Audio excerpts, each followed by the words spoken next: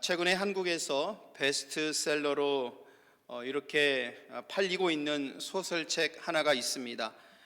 그 소설책 제목이 불편한 편의점이라는 책 제목입니다. 책 제목을 보면 전혀 신앙적인 기반으로 쓰여진 소설이 아닐 거라고 이렇게 생각을 합니다만, 작가는 신실한 믿음의 어머니의 모습을 보고 믿음의 어머니가 살아오신 인생 여정을 보면서 소설을 쓰였다고 합니다. 제목에서는 신앙에 대한 내용들이 안 들어있는 것 같지만, 그리고 구체적으로 하나님을 언급하진 않지만, 소설의 내용 속에서는 신앙인이 살아가면서 이 사회 속에서 좋은 영향을 주고 믿음으로 바르게 서 있는 그런 모습들을 이 소설에서 여러분 보여주고 있습니다. 제목에서부터 모순이 있습니다. 편의점 하면 가기 좋은 편의점이 되어야 하는데 불편한 편의점이라는 제목을 갖고 있습니다. 모순이 있는 거지요. 이것을 우리들의 삶의 자리를 바꿔보면 이렇게 말을 할 수 있는 것입니다. 불편한 세탁소, 불편한 뷰티 서플라이, 불편한 월마트, 그죠? 불편한 주어로스코, 혹은 불편한 교회, 이렇게 말을 할 수 있는 것입니다.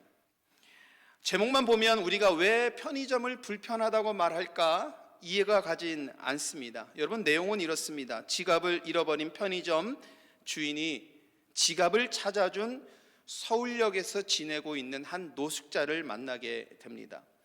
그 노숙자와 인연이 돼서 그를 편의점에 고용하게 돼서 편의점에서 아르바이트를 하면서 일을 하게 도와주는데, 그 노숙자라는 그 사람, 일반적으로 갖고 있는 이미지는 냄새나고 조금 뭔가 사회에서 실패한 느낌도 들고 다시 사회에 들어가기에 부족한 것 같은 이미지를 갖고 있는 사람. 그런데 이 사람이 일반적으로 사람들이 갖고 있는 생각과 태도나 사람들을 대하는 이런 모습들이 매우 달랐다는 것입니다. 작은 배려와 관심과 사랑을 베풀 그런 모습을 지니면서 그 편의점이 점점 바뀌어가고 편의점에 드나드는 손님들이 바뀌어가고, 그런 사랑과 정에 대한 그런 내용이 이 소설에서 그리고 있습니다. 상식과 달라서 불편하게 보여지는 노숙자, 그 사람. 근데 그 사람 때문에 자꾸 가고 싶은 편의점, 이것이 이 소설에서 말하고 있는 내용입니다. 저는 이 소설의 제목과 내용에서 오늘 설교의 중요한 아이디어를 얻었습니다. 교회는 세상과 구별된 공동체입니다. 그래서 세상에서 배운 것과는 교회는 매우 다릅니다. 여러분, 우리들의 모습을 한번 잘 보십시오. 우리가 교회에 와서 우리가 하는 행동을 한번 잘 보십시오. 매우 독특하죠. 네. 인사하는 말투도 많이 다르고요. 제가 쓰는, 특별히 설교할 때 사용하는 언어들, 이런 단어들은 세상에서 거의 잘 쓰지 않는 단어들도 많이 있죠. 사람을 대하는 태도, 말투, 행동, 교회는요 매우 다릅니다. 세상하고는. 그래서 어쩌면 교회를 처음 오는 사람들은 어색할 수 있고 불편할 수 있습니다. 왜? 경험해보지 않은 그런 문화들이기 때문입니다. 그런데 여러분, 우리들이 정말 하나님께서 주신 그 진리 안에서 온전하게 서 있고 그 진리가 감동을 주는 믿음의 사람으로 서 있다라면, 그 불편함 속에서도 하나님께서 진리로 세워주시고 은혜가 되게 하시고 또한 사람을 변화시키는 그런 일들이 이 가운데서도 일어날 줄 여러분 믿습니다. 이것이 역설적인 신앙의 모습이다라고 말을 합니다. 우리는 끝까지 진리를 포기하지 않고 예수 그리스도의 은혜를 내세우면 불편해도 어색해도 은혜가 되는, 역설적으로 오고 싶은 교회가 되는 그런 믿음의 공동체를 이루게 되는 것입니다. 오늘 본문의 말씀을 대하는 저의 마음 꼭 이렇습니다. 일단 본문의 말씀을 읽으면 불편합니다. 주님께서 팔복의 말씀을 주시는데 우리가 익숙하게 알고 있는 복의 내용과는 완전히 다른 내용입니다. 복은 성공과 번영과 장수하는 것, 좀 더 쉽게 말을 하면 세상 속에 살아가면서 물질의 축복, 자손의 축복, 이러한 축복, 번영을 누리며 살아가는 것을 우리는 복이라고 이렇게 알고 있습니다. 그런데 팔복에서 주님께서 말씀하신 복은 완전히 다른 내용입니다. 예수님은 가난을 축복이라고 말씀하시며 천국이 그들의 것이다 라고 오늘 말씀해 주고 있습니다. 애통하는 사람이, 눈물 흘리는 사람이 복되다 말씀하시고 있죠. 여러분, 우리들의 모습은 어떻습니까? 가능하면 가난하지 않고 성공하는 복을 누리기를 원하는 것이 다 우리들의 마음이지요. 또한 눈물 흘리지 않고 복된 삶을, 행복한 삶을 살아가기를 기대하는 것이 우리 신앙인들의 모든 사람들이 기대하는 그런 삶일 것입니다. 어떻게 보면 제 마음속에 감추어져 있는 이 속마음이 오늘 말씀을 읽으면서 들킨 것 같아서 부끄럽기도 하고, 말씀 읽을 때 불편하기도 하고, 그런 복잡한 마음이 이 팔복에 대한 말씀을 읽을 때 모두 제 마음속에 생기는 거고, 아마 여러분들도 그런 마음이 있을 거라고 생각합니다. 방금 전에 저희들은 축복합니다 이렇게 서로 인사를 했지요. 근데 하나님께서 가난이 축복이라고 말씀하시니 가난하십시오 이렇게 우리가 인사를 하면 상당히 어색하잖아요. 그죠? 축복의 메시지를 줘야 하는데 은혜가 되지 않습니다. 가난은 어느 시대이건 극복해야 할 일이지 복으로 여기지 않는 것이지요. 그런데 주님께서는 가난을 복이라고 말씀하시니 일단 불편한 마음이 우리 마음속에 생기는 것은 당연합니다. 여러분, 이런 마음이 생기는 것을 굳이 부정할 필요는 없습니다. 저와 같이 여러분들도 혹시 이러한 불편함이 느낀다면 저는 참 다행이라고 생각합니다. 반대로 이 말씀을 읽으면서 정말 은혜가 된다라고 생각하는 분이 있으면 더 다행입니다. 왜냐하면 오늘 주의 말씀에 이미 여러분들의 마음은 반응하고 있기 때문입니다. 주의 말씀에 이미 마음이 움직이고 있는 것입니다. 주의 말씀이 이미 여러분들에게 영향을 주고 있다는 의미에서 불편하든 은혜롭든 어떠한 반응이든 이 말씀을 읽으면서 마음속에 일어나는 것에 있다라면 그것은 매우 긍정적인 신호인 것입니다. 오늘 저는 1절 말씀으로부터 이 팔복에 대한 말씀, 하나님께서 주신 말씀이 우리를 불편하게 하는 이 주의 말씀이 어떻게 우리들에게 은혜가 되는가를 한번 살펴보려고 합니다. 1절 말씀에 이렇게 되어 있지요. 예수께서 무리를 보시고 산에 올라가 앉으시니 제자들이 나아온지라. 갈릴리에서 천국 복음을 전하시며 백성 중에 모든 병과 약한 것을 고치시고 많은 사람들이 예수님을 따르게 됩니다. 갈릴리에서 주님께서 행하신 첫 번째 사역이고 그곳에서부터 천국 복음이 시작이 되었습니다. 수많은 사람들이 예수님을 따르게 되고 예수님의 말씀을 듣기 위해서 많은 사람들이 모였습니다. 모인 사람들을 보시고 주님께서 산 위에 올라가서 주님께서 그 모인 무리들에게 하시는 그 말씀입니다.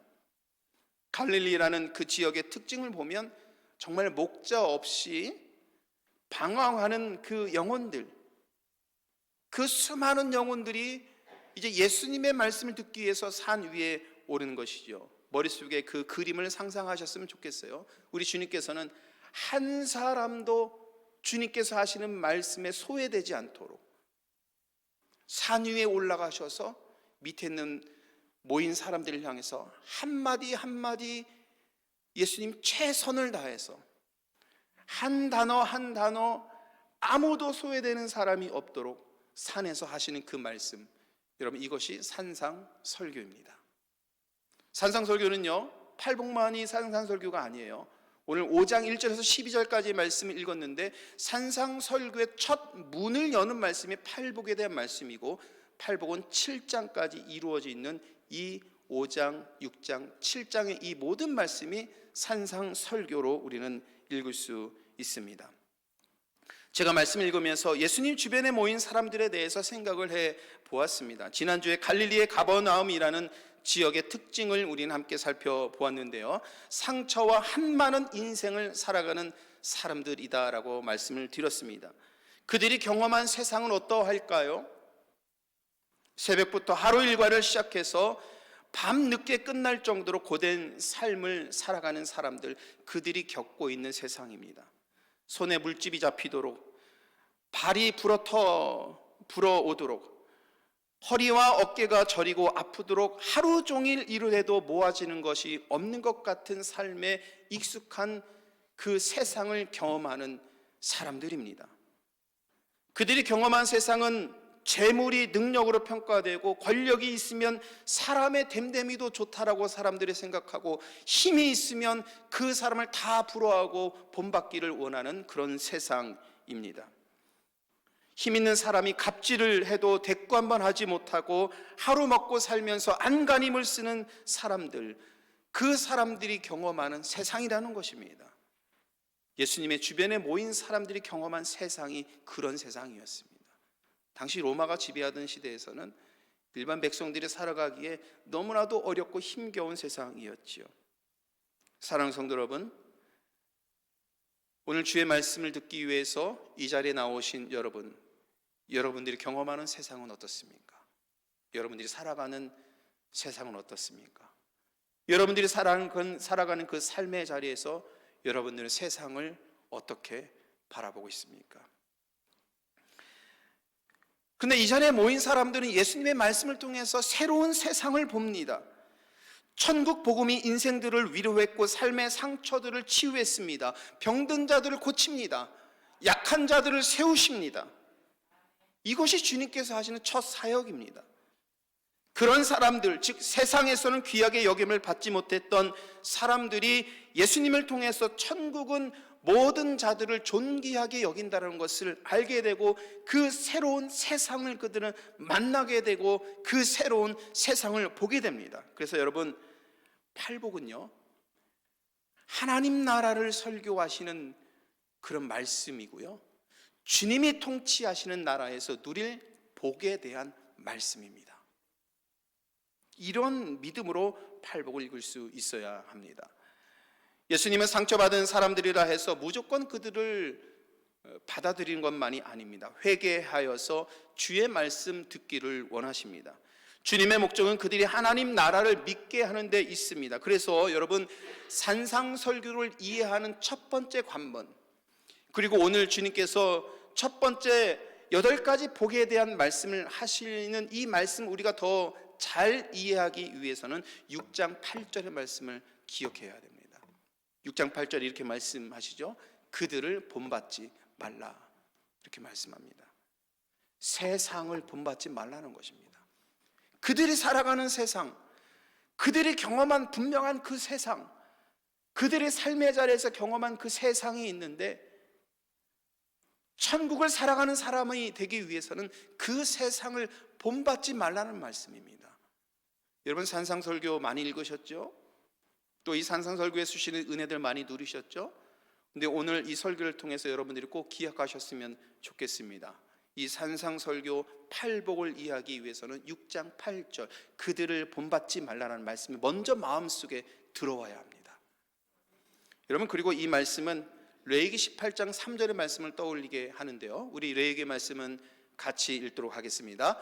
너희는 너희가 거주하던 애굽 땅의 풍속을 따르지 말며 내가 너희를 인도할 가나안 땅의 풍속과 규례도 행하지 말고. 자, 여러분, 하나님께서는 이스라엘 백성들에게 말씀하시기를 애굽이라는 세상을 경험했고 가나안 땅의 풍속과 규례를 경험했는데, 그러나 하나님은 그 세상을 따르지 말라라고 레위기에서도 말씀하십니다. 우리 팔복의 말씀을 이해하는데 우리는 이 말씀에서 시작을 해야 하는 것입니다. 그렇지 않으면 도저히 이 불편한 우리들의 마음이 해소가 되지 않는 것입니다. 주의 산상 설교는 처음부터 끝까지 이 한 가지, 세상을 본받지 말라는 그 말씀을 통해서 하나님 나라를 전하고 있는 것입니다. 주님께서는 팔복을 말씀하시면서 사람들이 경험한 그 로마가 통치하는 세상과는 완전히 다른 그리스도의 통치의 세상이 왔음을 전하고 있는 것입니다. 새 세상에서 누릴 은혜에 대한 말씀이 팔복이죠. 여러분, 팔복이 주는 주의 은혜가 바로 여기 있는 것입니다. 바라기는 저와 여러분이 세상을 본받지 말고 주의 말씀에 순종할 수 있기를 간절히 축원합니다. 오늘은 8가지의 복, 이 8가지를 다 살펴보기에는 너무 무리가 있는 것 같습니다. 기회가 되면은 한 가지 특별히 8가지의 복이 오늘 우리들에게 주시는 은혜가 무엇인지 더 기회가 되면은 살펴볼 그런 기회를 갖고요. 오늘은 하나님께서 예수님의 입을 통해서 주신 이 8가지의 복이 지향하는 바가 무엇인지를 한번 살펴보려고 합니다. 우리에게 중요한 말씀이죠. 우리 3절 말씀 같이 한번 읽어보도록 하겠습니다. 심령이 가난한 자는 복이 있나니 천국에 그들의 것이며. 여러분, 팔복의 첫 번째 복은 가난에 대한 복입니다. 여러분, 가난하면 복을 받은 것일까요? 가난한 사람에게 복 받았다고 말할 수 있는 용기를 지닌 분이 여기 계십니까? 사업에 실패한 친구가 있어요. 큰 경제적인 어려움을 겪고 있는 사람이 있어요. 그 가족도 가문도 어려움을 겪고 있는 사람이 있어요. 그런 사람에게 복 받았습니다. 이렇게 말할 수 있는 용기 있는 사람이 아마 여기 한 분도 없을 거라고 생각합니다. 만약에 그렇게 우리가 말을 하면서 살아가면 인간관계가 다 끊어질 거예요. 밑과 같이 이 땅에서 누리는 것이 풍족한 나라에서 살 때 복 받았습니다. 복 받은 나라에서 살고 있습니다. 사랑하는 성도 여러분, 미국에서 사는 것이 복인 줄 믿으시길 바랍니다. 이 풍족하고 이 아름답고 하나님께서 믿음으로 세워주신 이 나라에서 사는 것이 복받은 것이고 복의 은혜를 누리는 것이다라고 말을 하는 것이지, 가나안 나라에서 사는 것을 복받았다고 우리는 말하지 않잖아요. 그러면 주님이 말씀하시는 이 가난이라는 의미는 무엇인가 우리는 생각해 보아야 합니다. 이것을 알기 위해서는 심령이라는 단어를 보아야 합니다. 이 단어는 영적으로 나약한 상태를 의미하죠. 심령이라는 단어, 그 마음, 그 영혼이 연약한 상태를 말합니다. 그렇다고 해서 이 심령이라는 이 단어 때문에 가난이라는 이 모든 의미를 영적으로 해석하는 것도 무리가 있습니다. 왜냐하면 누가복음의 같은 말씀을 보면 거기에는 심령이라는 단어가 빠져 있습니다. 누가복음에서는 이렇게 말하죠. 가난한 자가 복이 있다라고 말씀하고 있습니다. 누가복음에서 말하는 이 가난은 분명히 경제적인 가난, 궁핍한 그 삶, 이런 삶을 살아가는 가난을 겪는 사람들을 의미하고 있는 것입니다. 그래서 저는 주님이 말씀하시는 이 가난은 영적인 혹은 육체적인 가난 모두를 의미한다고 생각을 합니다. 여러분, 그러면 이런 가난에 처한 사람들은 세상을 의지해야 할까요? 아니면 예수님의 입에서 선포된 하나님 나라를 의지해야 할까요? 주님께서 말씀하시는 것입니다. 이전의 삶에서는 너희들이 경험한 그 세상을 의지하였다라면 이제는 그렇지 않아도 된다는 말씀입니다. 왜? 새로운 세상이 왔다라는 것입니다. 세상의 풍속을, 세상의 문화를, 세상의 그 힘을 따르지 말고 가난 속에서도, 영혼의 그 궁핍함 속에서도, 육체의 그 연약함 속에서도 하나님을 바라볼 수 있는 믿음을 지니고 있는가, 이것을 말씀하고 있는 것입니다. 가난하지만 하나님을 믿고 의지하여 사는 사람이 되라는 그 말씀이 팔복에 대한 말씀입니다. 그런 사람이 복되다라고 주님께서 축복해 주십니다. 하나님을 바라보는 그 사람은 천국을 살게 될 것이라고 말씀하고 있습니다. 새로운 세상을 경험하게 되는 것이고 주님의 통치 안에서 사는 그 은혜를 갖게 되는 것입니다. 팔복은 하나님을 바라보는 사람에 대한 천국의 약속입니다. 사랑하는 성도 여러분, 가난하십니까? 궁핍하십니까? 오늘 주님의 말씀을 듣기를 원합니다. 하나님 바라보십시오.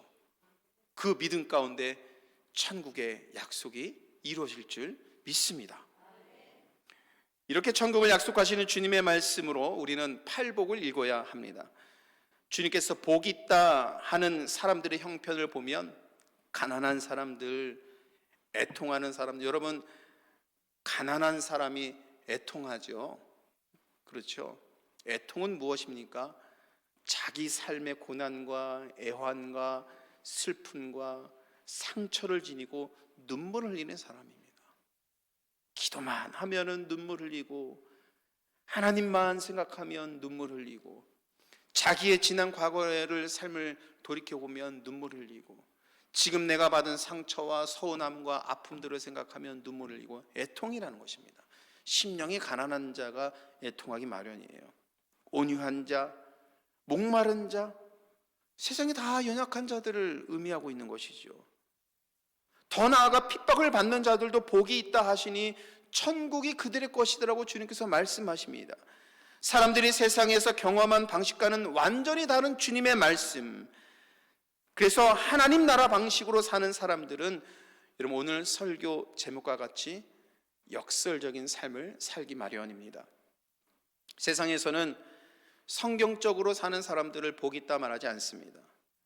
그런데 주님께서는 오늘 말씀 속에서 그러한 사람들이 복이 있다라고 말씀하시지요. 엄청난 모순이며 역설입니다. 신앙은 이런 모순과 역설을 사실은 살아내야 하는 것입니다. 문제는 신앙을 갖고 사는 사람들조차 이 모순을 극복하기가 쉽지 않다라는 것입니다. 그래서 많은 사람들이 주의 말씀 안에 담겨있는 모순과 역설에 넘어집니다. 유대인들은 어떻습니까? 십자가가 무능력한 것이라고 믿어서 넘어졌습니다. 헬라인들은 어떻습니까? 십자가가 어리석은 것이라고 믿어서 그들은 무너졌습니다. 오늘 이 땅을 살아가는 사람들은 예수님의 말씀이 인생살이에 도움이 되지 않는다고 넘어집니다. 그리스도인들 중에서도 이 모순 속에서 역사하시는 주님을 보지 못합니다. 역설적으로 역사하시는 주의 능력을 보지 못합니다. 알지 못합니다. 체험하지 못합니다. 그래서 그리스도인들도 넘어집니다. 오늘 여러분들은 어떻습니까? 오늘 여러분들은, 우리들은 무엇 때문에 시험 들고 무엇 때문에 넘어지고 있습니까? 여러분, 우리는 세상을 본받지 말라는 주님의 말씀에 우리는 부름을 받았습니다. 그래서 우리는 가난해도, 애통하는 자리에 있어도, 목마른 자로 살아가도 하나님의 영광을 구하는 자로 부름받은 것입니다. 주님은 이것이 복되다, 그리고 이 믿음으로 살아가는 자들은 천국을 누리게 될 것이다, 이렇게 말씀합니다. 제가 성경의 인물 중에서 이 주님의 팔복에서 주시는 이 말씀을 가장 잘 이해한 사람이 사도 바울이라고 생각을 합니다. 사도 바울은 고린도후서 12장 10절에서 신앙을 이렇게 고백을 하지요. 이 말씀 같이 읽도록 하겠습니다. 그러므로 내가 그리스도를 위하여 약한 것들과 능욕과 궁핍과 핍박과 곤란을 기뻐하노니 이는 내가 약할 때에 곧 강함이니라. 주님의 말씀을 사도 바울의 신앙으로 재해석한 것입니다. 다시 신앙 고백한 거예요. 여러분, 모순이 있죠? 약할 때 강함이라는 이 모순을 우리는 어떻게 이해하고 어떻게 이것을 신앙으로 받아들일 것입니까? 주님의 말씀은 이런 모순과 역설로 가득하기 때문에 여러분, 오늘 본문의 말씀 속에서 주님께서 8가지 복을 쭉 말씀하시면서 이 모든 복에 대한 내용이 우리가 경험한 세상 속에서 갖고 있는 경험과 지혜에서 완전히 모순되는 말씀이기 때문에 12절 말씀을 붙잡아야 합니다. 우리 12절 말씀 같이 읽도록 하겠습니다. 기뻐하고 즐거워하라. 하늘에서 너희의 상이 큼이라. 너희 전에 있던 선지자들도 이같이 박해하였느니라. 사랑하는 성도 여러분, 오늘 이 말씀 붙잡고 가시길 바랍니다. 하늘에서 너희의 상이 큼이라. 세상과 같은 방식으로는 아무리 인정받고 채우려 해도 천국의 상보다는 크지 않습니다. 주님은 이 세상에서 익숙한 방식을 버리고 부름받은 자로서 복 있는 자로 살도록 우리를 부르셨습니다. 여러분들의 삶에 모순이 가득합니까? 어지러운 그런 것들이 가득합니까? 오늘 주님께서 주신 그 말씀을 통해서 그 모순과 혼란과 아픔 속에서 주님께서 주시는 그 은혜가 무엇인지를 바라볼 수 있기를 간절히 소원합니다. 여러분, 간절히 소원합니다. 주의 말씀을 기억하여서 모순과 이 역설의 신앙에서 천국의 복을 누리는 저와 여러분, 우리 샴봉 한인교회 온 성도 되시기를 우리 주님의 이름으로 간절히 축원합니다. 기도하시겠습니다.